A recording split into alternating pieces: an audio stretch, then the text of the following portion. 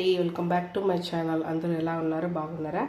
ఈరోజు పాయలాకు పప్పు చేద్దాము. పాయలాకు అంటే ఇదండి, మీకు తెలిసే ఉంటుంది. మేమైతే పాయలాకు అంటాము. పాయలాకు ప్లస్ కొయ్యటాకు, ఇది కొయ్యటాకు ఈ రెండు కలిపి ఈరోజు పప్పు చేద్దాము. సరేనా? ఓకే, మరి చూడండి. ఇంకోసారి పాయలాకు ఇలా ఉంటుంది. వీటికి ఫ్లవర్స్ కూడా వస్తాయి, కొంచెం పింక్ షేడ్లో ఫ్లవర్స్ కూడా వస్తాయి. చాలా బాగుంటుంది ఇది కూడా పప్పులో వేస్తే. ఓకేనా? ఫస్ట్ ఈ ఆకుకూరనంతా కడుక్కుందాము. ఉప్పు వేసి కొద్దిగా సాల్ట్ వేసుకొని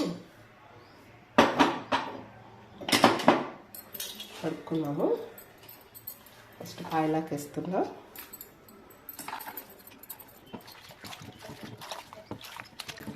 ఏదైనా మట్టి క్రిములు ఉన్నా పోతాయి ఉప్పు వేసి కడిగితే ఆకుకూరల్లో.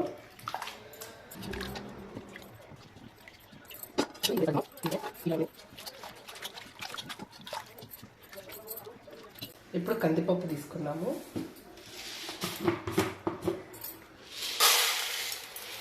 చూడండి, కందిపప్పు ఒక 2 గ్లాసులు తీసుకున్నాను. నేను కొంచెం ఎక్స్ట్రానే తీసుకుంటున్నా.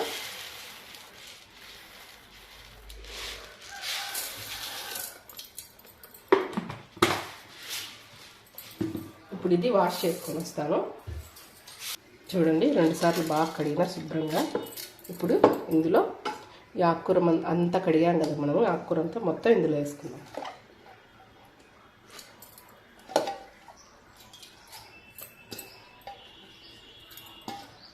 ఓకేనా?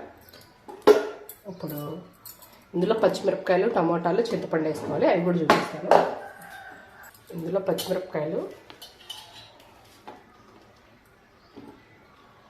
మన టేస్ట్కి తగ్గట్టు పచ్చిమిరపకాయలు తీసుకొని వాష్ చేసుకుందాం. ఇప్పుడు ఇవన్నీ కట్ చేసుకొని పప్పులు వేసుకుందాం.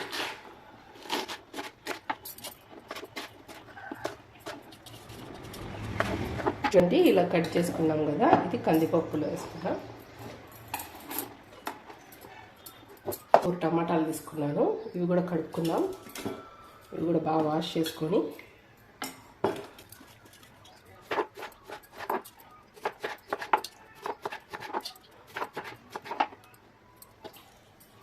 ఇంకా 2 టమాటాలు తెస్తాను. దీంతో నేను రసం కూడా చేస్తాను, అది కూడా చూద్దాము. చూడండి, ఇప్పుడు ఇవన్నీ పప్పులు వేసేయాలి. చూడండి, వాటర్ పోస్తున్నా. కొంచెం పల్చగా ఉంటే పప్పు బాగుంటుంది. ఓకేనా? వాటర్ పోసాను. ఇప్పుడు స్టవ్ మీద పెట్టేద్దాం. ఓకేనా? ఇప్పుడు ఇందులో పసుపు వేసుకుందాం. ఇందులోనే చింతపండు వేసుకుందాం. కడిగి చింతపండు వేసుకుందాం. ఇప్పుడు ఇది స్టవ్ వెలిగించేసి 3 విజిల్స్ పెడదాం.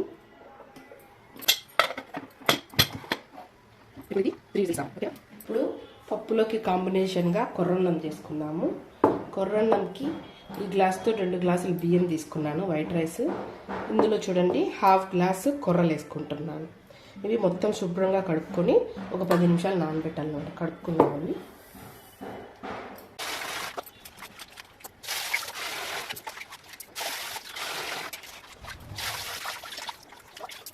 చూడండి, బాగా కడుక్కున్నాను. ఇప్పుడు దీంట్లో వాటర్ పోద్దాము. వాటర్ చూడండి, ఈ గ్లాస్తో 2 గ్లాసులు బియ్యం తీసుకున్నాం కాబట్టి 4 గ్లాస్ వాటర్.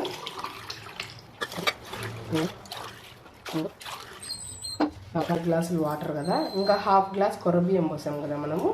కొర్రబియ్యానికి వాటర్ పోయాల్సిన అవసరం లేదు, కానీ మెత్తగా కావాలనుకుంటే పోసుకోవచ్చు అనమాట.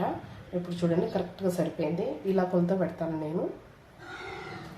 కరెక్ట్గా సరిపోయినాయి వాటర్. ఓకేనా?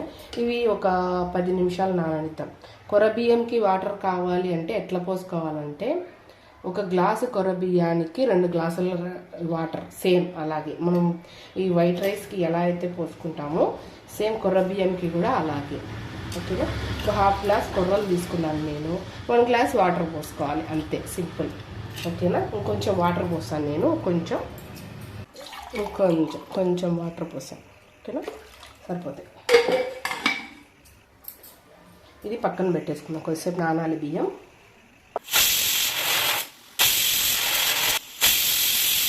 పప్పు అయితే విజిల్స్ వచ్చేసింది. ఇప్పుడు దీన్ని తీసి పక్కన పెట్టేద్దాం. ఇక్కడే రైస్ కూడా పెట్టుకుందాం. కొర్రన్నం చెప్పాం కదా, దీన్ని పెట్టేసుకుందాం. అందులో సాల్ట్ వేస్తాను. చూడండి సాల్ట్. ఇక్కడ అన్నం పొంగొచ్చే లోపల మనము పప్పు తర్వాతకి ఏమేమి కావాలో అవి కోసుకుందాము. చేసి ఎర్రగడ్డలు కోసి పెట్టుకుందాము.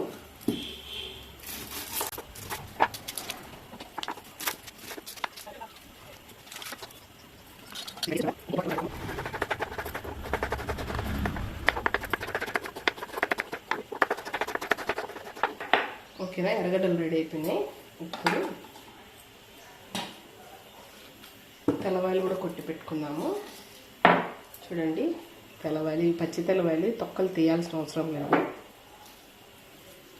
ఇవి దంచి పెట్టుకుందాం. ఓకేనా, సరిపోతుంది. ఇట్లా నల్లగొట్టి పెట్టుకోండి. చూడండి అన్నం పొంగ వచ్చేస్తుంది. చూడండి ఇట్లా బాగా ఉడకాలి. ఇట్లా ఉడికేటప్పుడు సిమ్లో పెట్టండి కొద్దిసేపు. ఇట్లా ఉడికేటప్పుడు ఒకసారి బాగా కలబెట్టుకొని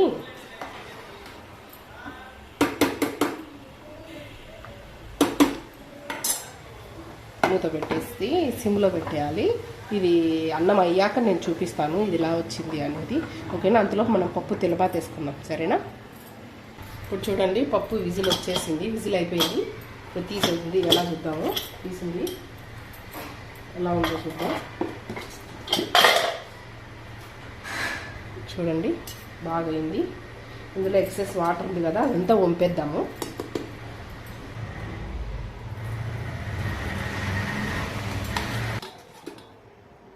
ఇందులో కొన్ని టమాటాలు తీద్దాము, రసం చేద్దాం కొంచెం. పప్పులో కట్టు, దీన్ని మేము పప్పులో కట్టు అంటాం. దీన్ని కూడా తిరగమాత వేసి చూపిస్తాం మీకు ఎలా చేస్తారనేది. దీంట్లోంచి కొంచెం పప్పు, ఎక్స్ట్రా పప్పు ఉంటుంది కదా, తీసి ఇందులో వేసుకోండి. సాల్ట్ వేసేసుకొని పప్పు గుత్తితో ఎనుపుకుందాం. ఇవ్వండి పప్పు గుత్తి, సాల్ట్.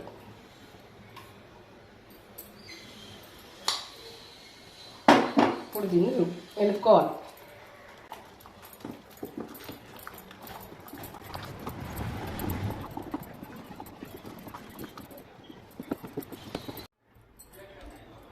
చూడండి పప్పు ఎనిపేది అయిపోయింది. ఇప్పుడు దీన్ని తర్వాత వేసుకుందాము. ఇప్పుడు తర్వాత వేసుకుందాం పప్పు. ఆయిల్ వేసుకుందాం తిరుమాతకి.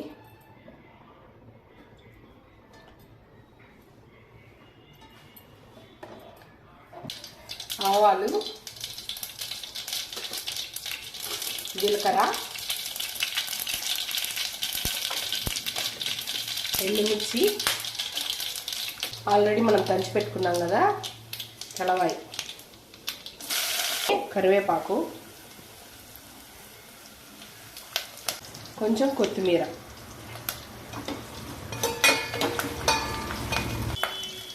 తర్వాత ఎర్రగడ్డలు కోసి పెట్టుకున్నాం కదా ముందే అవి. ఇక్కడ చూడండి రైస్ చూడండి అయ్యింది. ఇలా పెట్టి కింద బరక ఉంటే అయిపోయినట్టు, రెడీ అయినట్టు. చూడండి ఎంత చక్కగా అయింది రైస్. ఓకేనా,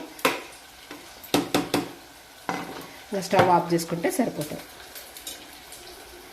చూడండి తాలింపు మనం వేసిన తిరగమాత ఎంత బాగుందో. ఇవన్నీ బాగా వేగాలి.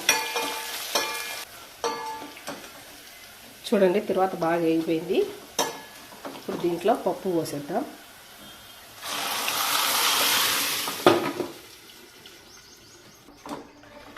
చూడండి పప్పు రెడీ అయిపోయింది. బాగా కనిపిస్తుంది కదా. పప్పుకు మూత పెట్టేసుకొని ఇంకా పప్పుచారు తిరువాత వేసుకుందాం. పప్పుచారు అంటే కట్టు, పప్పులో కట్టు తిరువాత వేసుకుందాం. ఇప్పుడు పప్పులో కట్టుకి ఆల్రెడీ మనం ఇది తీసి పెట్టుకున్నాం కదా, ఇది మళ్ళీ ఎనుకోవాలి మెత్తగా.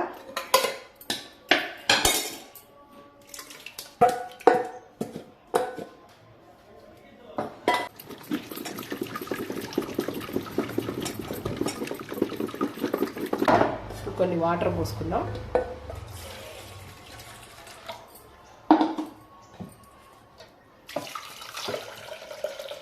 మరీ చిక్కగా ఉండకూడదు, మరీ పలసగా ఉండకూడదు. చూడండి, చూపిస్తా. ఇట్లా దీన్ని తిరగమాత పెట్టుకుందాం. ఇప్పుడు గిన్నెలో తర్వాత వేసుకుందాం. కొంచెం ఆయిల్, కొంచెం ఆవాలు, జీలకర్ర, ఎండుమిరపకాయలు,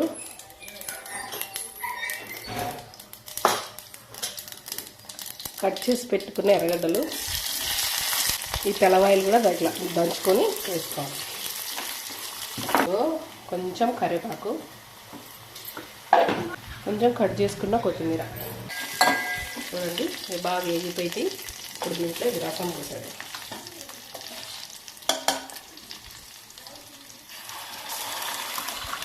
ఇప్పుడు దీంట్లో కొంచెం ఉప్పు,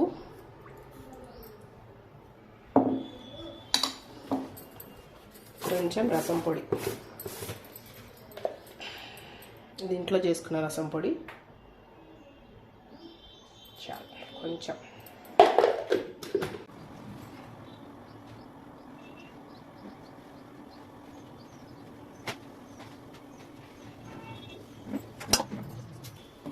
ఇలా బాగా ఉడికేటప్పుడు ఆఫ్ చేసుకోండి. అంతే, రెడీ. పప్పులో కట్టు అయిపోయింది. అన్నం పప్పులో కట్టున్నాక అప్పడాలు లేకుంటే అప్పడాలు కూడా వేసుకుందాం. మనం ఇప్పుడు అప్పడాలు వేసుకుందాం. ఇంట్లో కొంచెం ఆయిల్ వేసుకొని ఇప్పుడు నూనె కాగింది, అప్పడాలు వేసుకుందాం. చూద్దాం.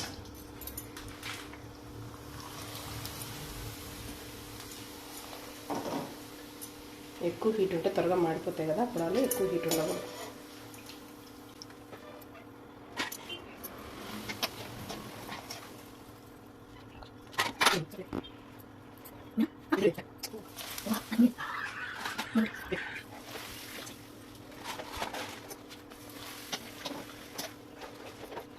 చూడండి, పాయలాక్ పప్పు ఎంత బాగుందో. ఇది కూడా మీరు కూడా ఇంట్లో ట్రై చేసి చెప్పండి. పాయలాక్ను మీ ఊర్లో ఏమంటారు అది కూడా చెప్పండి. నా గొంతు పోయింది, పట్టించుకోవద్దు.